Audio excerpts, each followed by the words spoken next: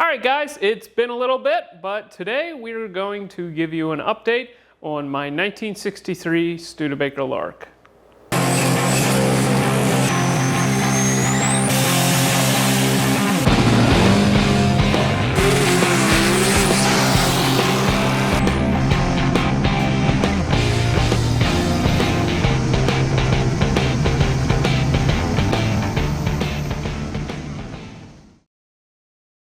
The last time that you guys saw this car, we had just finished modifying the front suspension, and from there it was getting down to all of the last little bits that take so much time whenever you're doing a hot rod. So first off, we had to tackle the rear end. Alright guys, along with the change of going with the TKX5 speed, we also need to make a change with the rear end ratio. So I took the rear end out of the car. What you see here is a Chevy 10 bolt.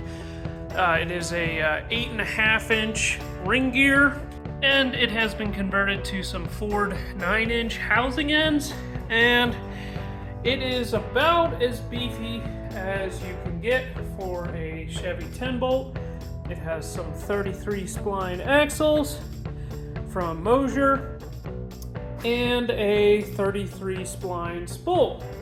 Now, as you can see, I've already taken this thing completely apart, and the reason for that is we are planning to change from the gear ratio that was in the car, which was just a a stock gear set 3.42 ratio. So we're basically going from what you see here, and we are changing that out to a set of 410s, but it is going to be some aftermarket gears. To give you guys a better illustration of what we're actually doing, so this is our pinion gear.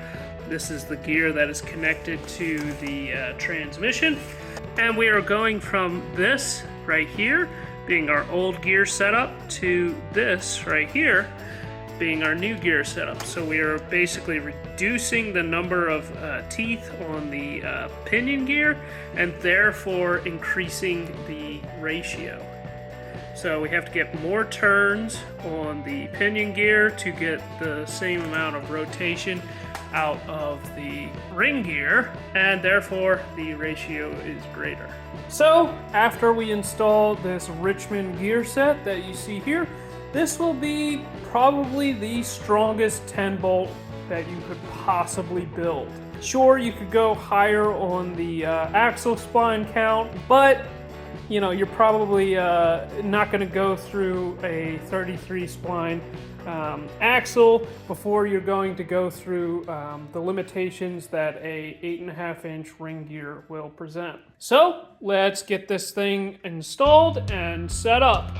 Setting up a set of gears is kind of a tedious affair. First, you got to get this spool removed from the rear, and what I found out is that this was a little more difficult than I thought it would be, and I ended up having to make a tool called a case spreader, which you'll see later on in the video. Basically, your first task is to set the pinion depth.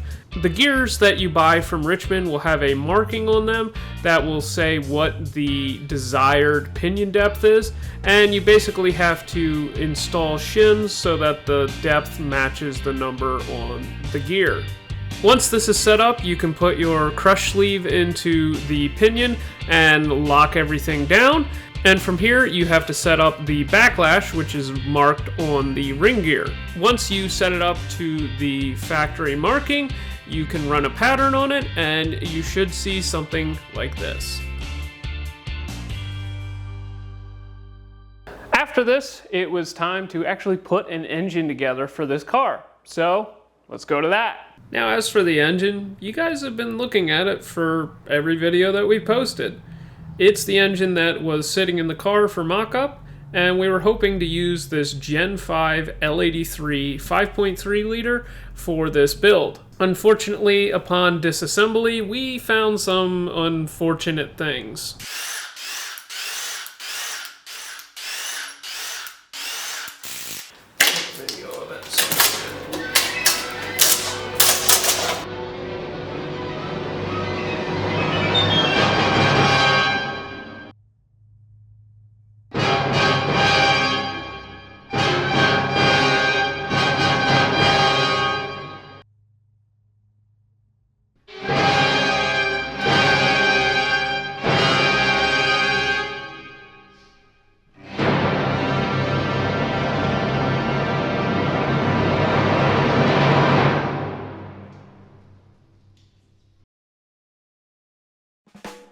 Luckily, we had another L83 with slightly less rust in the cylinder walls, so I got to work installing the camshaft.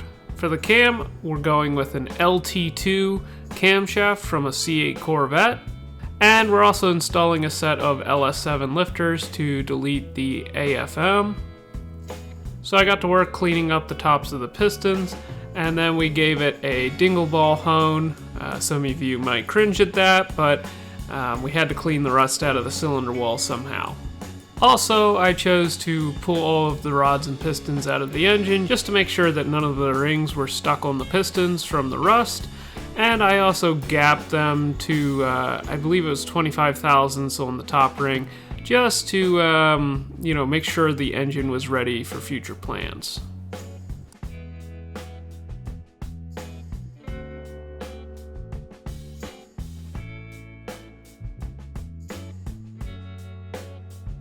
Another thing that really has to be addressed on these LT motors is you need to make sure that you pull at least the intake valves and clean them up, because these engines are direct injected motors, and as many mechanics are aware, the tops of the intake valve will get covered in all kinds of crap just because there's no fuel spraying on them to clean that garbage off of them.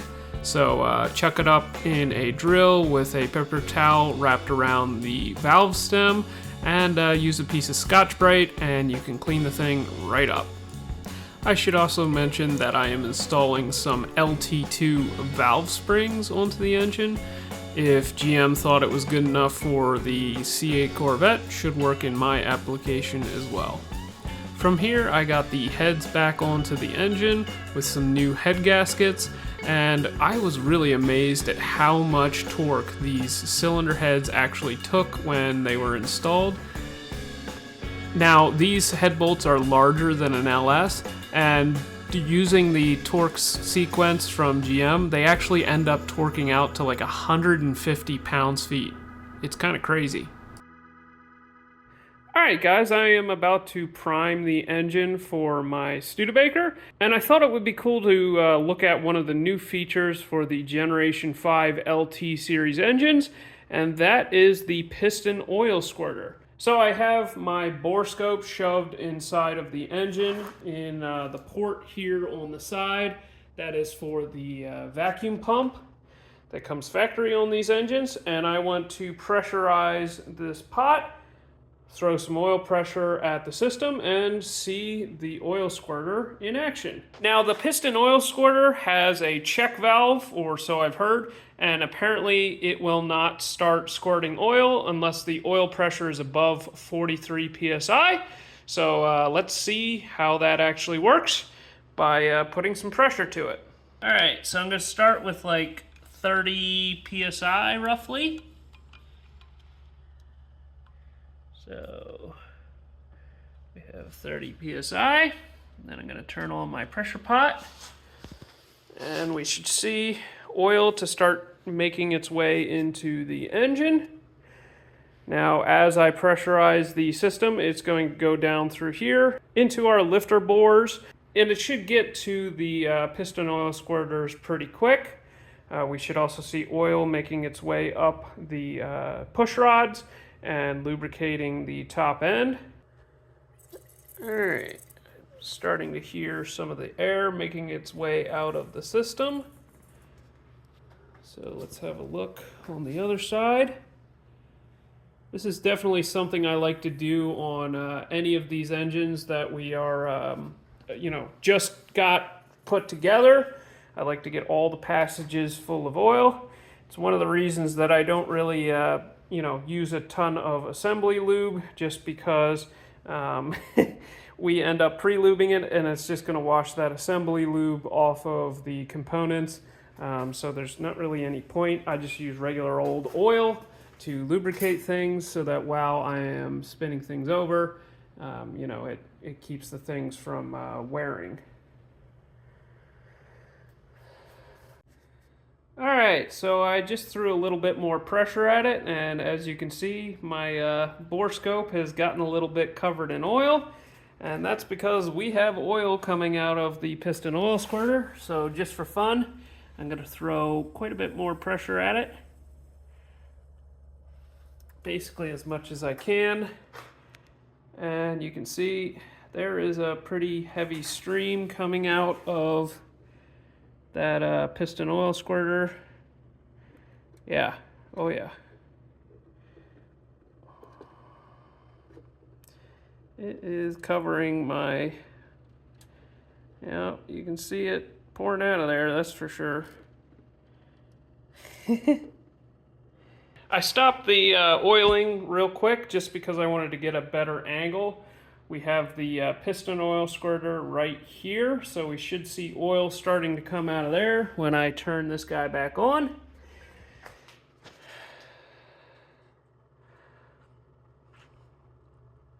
So now it is pressurizing, and there is the oil. It is definitely more of a dribble coming out of there. I have 80 psi applied to the system. There's definitely not...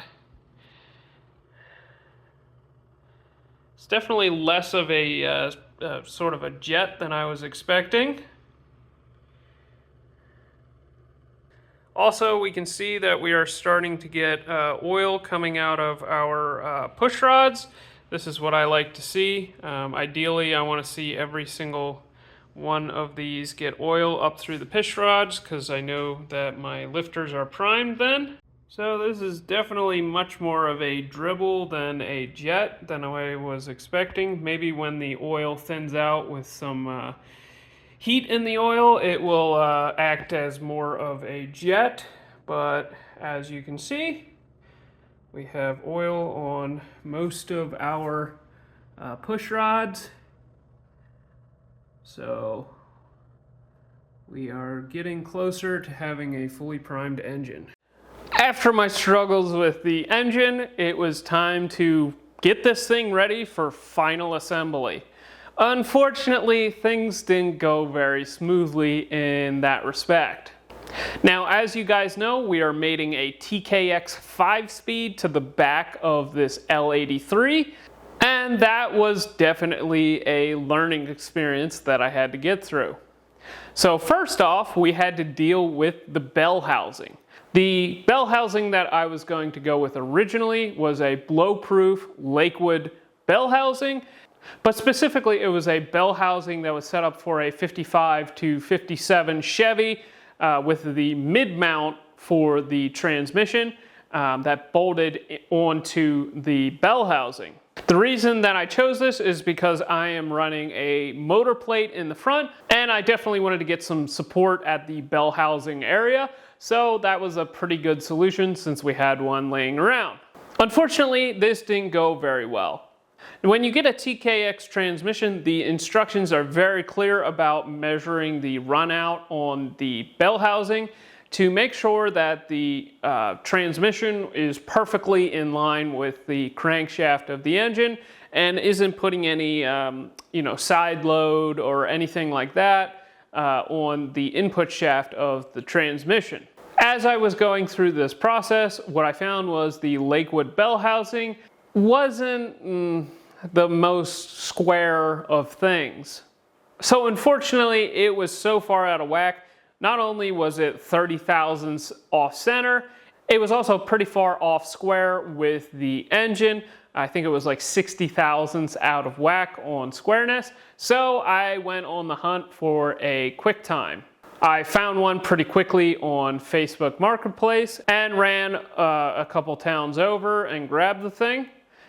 After I installed the QuickTime bell housing, I found that that also wasn't square or in alignment with the crankshaft, and this made me pretty confused.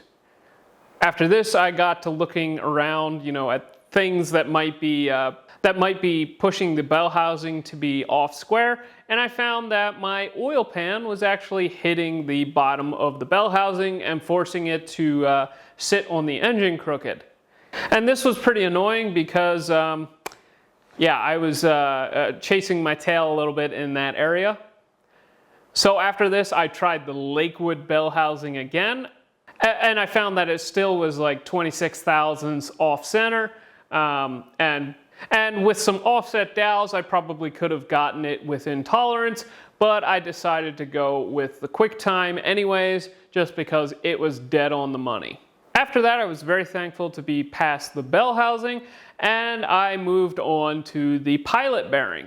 What I quickly found out is that the pilot bearing that I received with my TKX transmission wasn't the right one. It was set up for an LS engine, and what I found out is the LT engines are different. I really wanted to get the engine installed into the car that day, and therefore I had to run all across town trying to find a pilot bearing. Unfortunately, nobody carries anything for a manual transmission car because, you know, I guess kids don't drive those anymore, and unfortunately I wasn't able to find one. But then I remembered that I had a couple of kits to install a manual transmission onto a 4200, and they just so happened to take the same pilot bearing as what I needed. So I stole one from one of those kits, and we're off to the races. Unfortunately, shortly thereafter, after trying to install the clutch, I found out that my flywheel bolts were the wrong ones.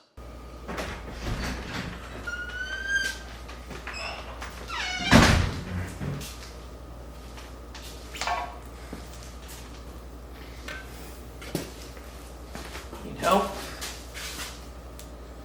Oh, you found it. Are you kidding me? Oh my gosh.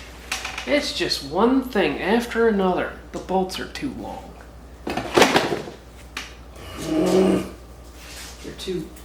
The heads are too.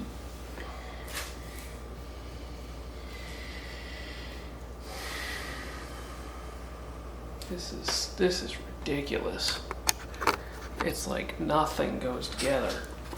So I needed these super low profile flywheel bolts, and what I received with my TKX was these taller flywheel bolts, and unfortunately I was out of luck. Being that I wanted to install the engine and transmission into the car for the last time, and the clutch and flywheel and all that is sort of at the center of that whole mess, I found out I basically wasn't going to get that done, but I decided to just do it anyways. Now, other guys that have done lots of hot rodding type projects, you know that there's like sort of this Gantt chart of tasks that you can do on the car. And we were down to like a whole bunch of tasks that could be done after the engine and transmission were installed. And I was sort of like trying to get the stupid engine and transmission in the car so that we could do all those other tasks and actually finish the car. Being I didn't have the parts to install it for final assembly, I was very frustrated with this whole deal. From here, my dad started working on the mid-mount. Like I mentioned earlier, we wanted to use a Lakewood bell housing that had the mid-mount provisions, but with the QuickTime bell housing, it doesn't have those. So what we did is we decided to mount those mid-mounts off of the bell housing face, and that will basically act as our mid-plate and get the job done. Now, this is hot rodding, guys. This is the way that things go sometimes. And with the way that things currently are in the world, dealing with part shortages and back orders and all that kind of stuff, it's really hard to get projects done in short order when you don't have the parts. And with situations like this, it can be really frustrating, and sometimes it's just best off to drop the car off the jack stands, push it out of the shop, blow all the dirt and dust off of it, and step back and have a look at what you're working on and try to get re-inspired. Don't forget your wheel chalk.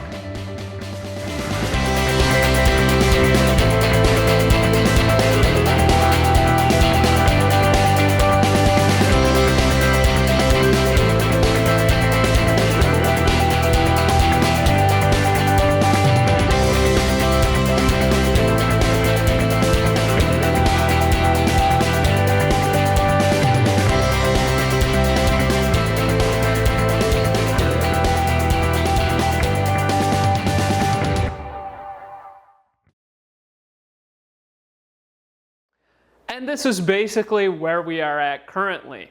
So from here, I need to pop the engine back out, separate the engine and transmission, bolt the flywheel back up with the new bolts, install the clutch, hopefully it all fits together nicely now, and get the throwout bearing all set up with the appropriate air gap, and then throw it back in the car. With the next video, I hope that you guys will see this thing making some noise. So look forward to that. I can't wait to hear what these 180-degree headers sound like. And I know you guys can't wait to hear it as well. I was really hoping to give you that in this video, but unfortunately, it's going to have to wait a little bit. And that sort of leads me to something I wanted to talk to you guys about.